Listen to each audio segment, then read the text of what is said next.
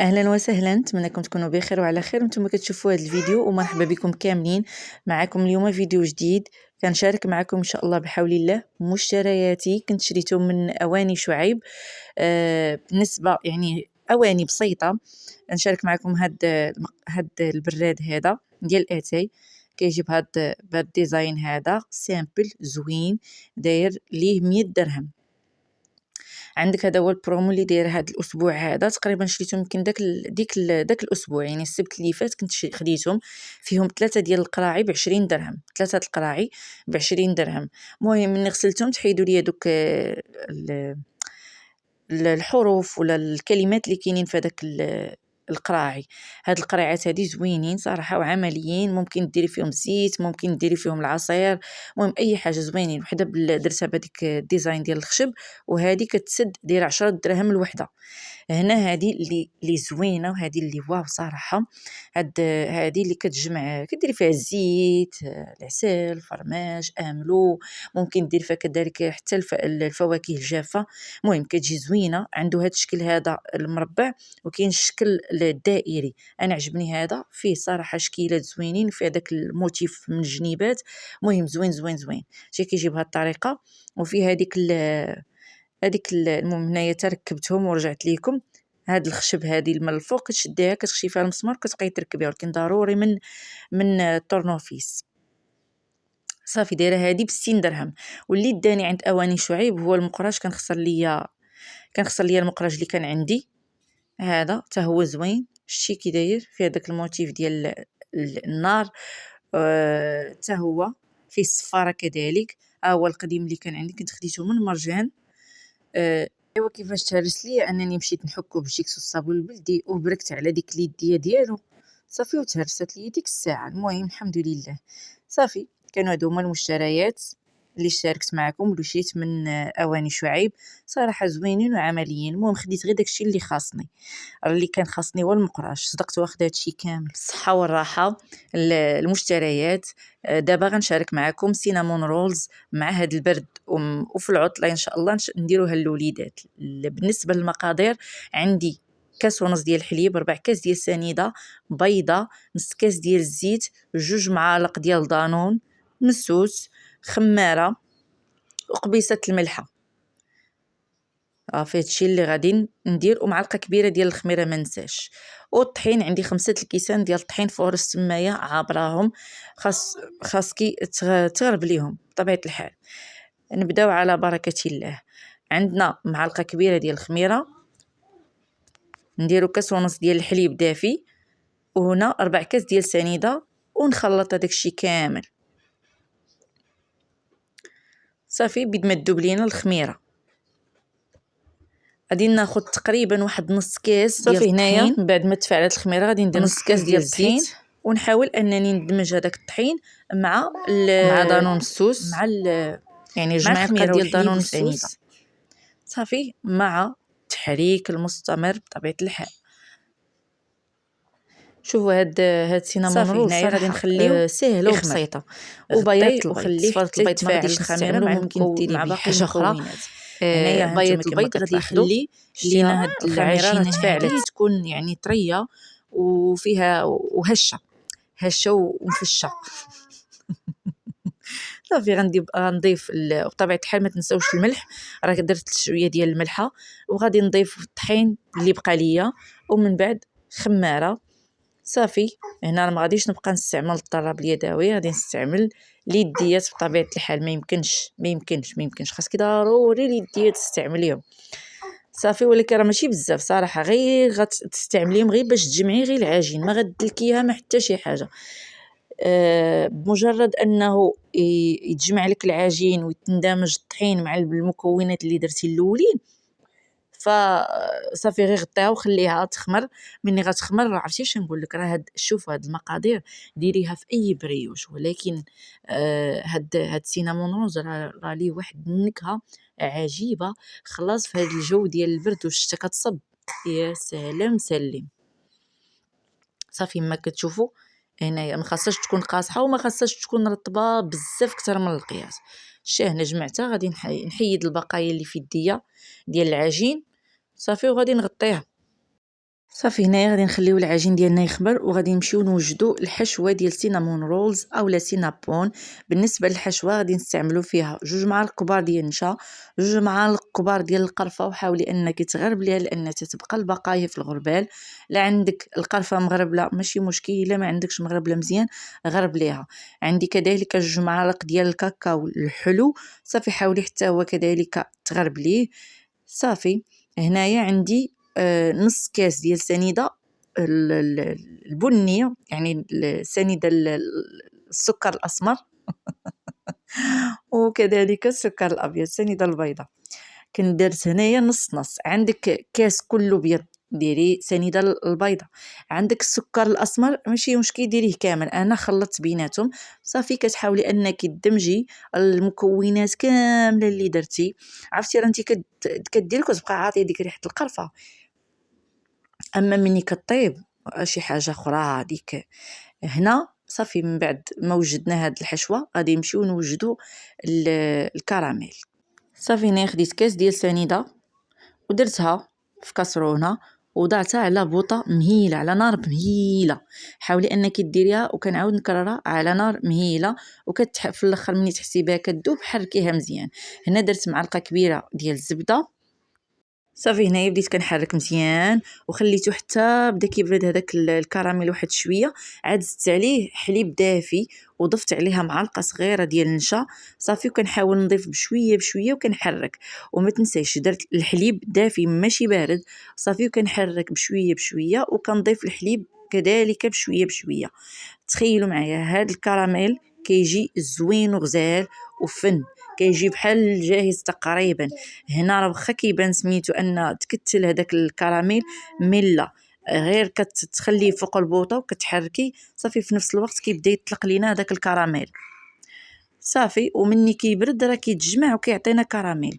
هنايا راه كما كتشوفوا راه مني خليت العجينه انها كتخمر وجدت الكراميل. وممكن توجدي اول حاجه صافي هنا مني كيبرد كتاخدي الميكسور وكطحنيه باش ما يبقاش دوك التكتلات في الكراميل. صافي ومن بعد ذلك غادي نزوقوا به الوجه ديال البريوش ديالنا.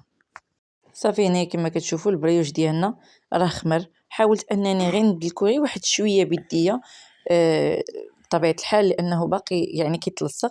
غادي ديري الطحين وكنبسط العجينه وبالاستعانه بالمدلك. صافي وكتحاولي انك تبسطي ديك العجين مزيان وعاوني بيدياتك وحاولي انك تقاديها وتجيبيها على شكل مقاد، يعني الجناب كلهم يكونوا مقادين. ايوا لالا صافي كنبقى مستمره بهذه الطريقه حتى وتكون العجينه ما تكون مغليظاش بزاف وما رقيقاش بزاف، لاننا كنعاودوا اننا نخمروها مزيان. راه ما غادي نقطع لا من الاطراف ما والو، غادي نحاول انني نجيب العجينه مقاده من جناب وكل شيء باش ما نضيعش العجينه، فهمتي؟ وما بقاش عاوتاني نطلقها ونعاود عاوتاني نبسطها. لا صافي هاد العجينه هي اللي غنخدم بها ونخدم 2 مرات. صافي شتيها يعني نتوما كما كتشوفوا راه تقريبا راه مقاده تقولي محترفه مصيبه. غادي ناخذ هنا الزبده اللي تكون شويه دايبه ونحاول انني ندهنها على وجه العجينه كامله، نبسطها كامله بهذه الطريقه هذه كما كتشوفوا ولا كما موضحه في الفيديو. صافي هنايا جات المرحله الزوينه والجميله هي اننا ناخذ ديك لا هنا ما تقطعوش، هنايا لا ما تقطعوش حيت يلا غادي نقول غادي نقطعها. صافي خديت غير العبارات تقريبا درت 4 ديال السنتيم كما كتشوفوا 4 ديال السنتيمات. صافي غير عبرت فقط، ما تقطعوش كامله باش ما يهبطش لكم الحشوه كامله تهبط لكم في هذوك الشرائط اللي درتو. هنايا كنحاول انني ندير هذاك الخليط كله في هذيك العجينه فوق من العجينه، وكنبقى مستمره بهذه الطريقه حتى كنكمل الخليط اللي عندي الحشوه كامله ونقطع بهذيك الجراره. صافي ونحاول انني الرولي الاشرطه كاملين تروليهم صافي وتحطيهم جانبا. انا حسيت بهم بحال كبار، انتم غادي تشوفوا معايا في الفيديو. صافي روليتهم بهذه الطريقه. خديت المول اللي غادي نستعملو دهنته بالزبده وخديت كل هذاك كل شريط اللي روليته معاكم. خديت هذا الخيط صافي وقسمتهم من الوسط باش حيت غادي مازال غادي يخمروا. فمني غيخمروا غادي يجي الحجم ديال البريوش كبير اكثر من القياس. فمني انا قطعتهم بهذه الطريقه، شو المنظر كيفاش جا، وجا داكشي زوين صراحه. شوفوا جات زوينه. ما غاديش المهم غديريها بهذه الطريقه هذه. وفي الاخير باش يجيوك ساهلين حاولي انك تاخدي الخيط وتقسميها على جوج، كل رولي قسميه على جوج المرات، راه عرفتي. وشوفي مني كيبات كيجي زوين، شي يبقى يومين 3 ايام كيبقى زوين ولذيذ. راه تبارك الله هاد المقادير اللي درت معكم والطريقه اللي درت معكم راه كتعطينا كميه اللي هي كثيره ووفيره. صافي هنا في هاد اللحظه غادي تغطيها وتخليها حتى يخمر. من بعد ما كيخمروا بهاد الطريقه غادي تاخدي ليا واحد كاس الحليب دفيه بطبيعه الحال، ما ديريش بارد، دفيه حتى هو، وكبي وجه البريوش كبيه بالحليب. بطبيعه الحال هاد الوصفه هذه ما كتحتاج انك تدهني ليا الوجه ديال البريوش بصفار ديال البيض، فقط الحليب اللي يكون دافي. قلت واقفه علاش لي ما نحضرش معايا واحد الطرح ديال البطبوط ونخرج منه واحد الفطائر كانت كتصايبهم لينا ماما ملي كنا صغار. الريحه، الطعم، الذكريات رجعتني للدار، الزمن الزوين. المهم بالنسبه للبطبوط درت واحد جوج زلايف ديال الزرع وجوج زلايف ديال الفورص، معلقه كبيره ونص ديال الخميره، الملح ومعلقه صغيره ديال سنيده، وربعه الكيسان ديال الماء دافي كما كتشوفوا. وفي الاخر درت واحد تقريبا واحد جوج معالق ديال الزيت. انتما كما كتشوفوا كيبقى يعني كيبقى مفشفش، وما كنخليش العجينه اللي تكون قاصحه يعني كتكون طريه. صافي كنخليها حتى كتخمر كما كتشوفوا. كنمسح سطح العمل ومن بعد ذلك كنحط فيه العجين اللي خمر لينا وكنشكلو كويرات. هنا ملي كنكمل تشكيل الكويرات كنغطيهم وكنخليهم واحد 5 دقائق. صافي هنايا من بعد ما خمروا لينا شتو ضاعف الحجم ديال الكويرات ديالنا، وغادي نبسطو كل كويره غادي نبسطوها ونخليوها عاوتاني المره الثانيه انها تخمر. هنا واحد 5 دقائق ما تفوتوهمش يخمروا البطيبطات. صافي وكتحطيهم مباشره انك طيبيهم. كتحاولي انك تقلبي الوجه، غير كتحطيه في الوجه الاول تحاولي انك تقلبي الوجه الثاني. صافي تبقاي تقلبي، راه عرفتي كيجيو منفوخين ومهويين من الداخل هانتوما كما كتشوفوا. شتيها. بالنسبه للفطائر اللي كانت كدير لينا ماما هما هادو، يعني سواء كانت كطيب الخبز ولا كطيب البطبوط اللي دارتهم في الصباح ولا في العشيه، كتحاول انها دير لينا هاد الفطائر هادو. يعني كتاخذ واحد خبيزه هكا كتقسمها بهذا الشكل اللي قسمتها معاكم.